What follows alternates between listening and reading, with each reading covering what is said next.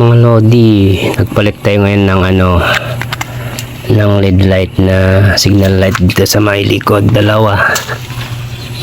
Kasi dati yung pinalitan natin yung dito sa may harapan.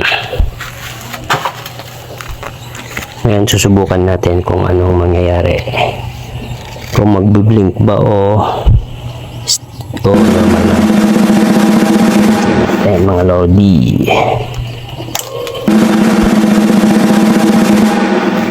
try natin yun,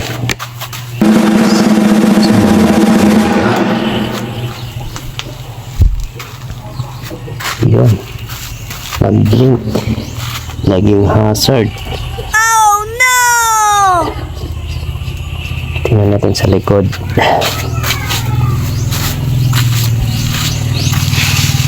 Oh, naging hazard din mga lodi. Kailangan gawin siyang normal. Tanggalin natin yung cowling mga lodi kasi bubunutin natin yung indicator light.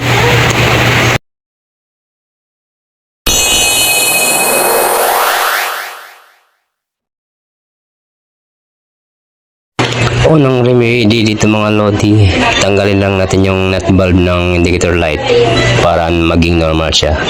Pero may iba pang paraan, yung lagyan ng diode. Next na yon mga lodi. Ayun mga lodi, natanggal na natin yung nut bulb. Subukan na natin.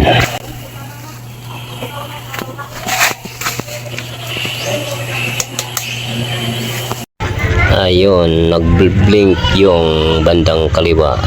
Tapos yung bandang kanan hindi nag-blink. Ayos na mga lodi.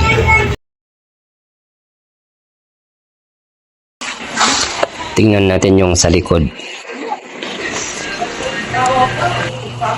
Ayun, hindi na nag-hazard. Subukan natin sa kabila.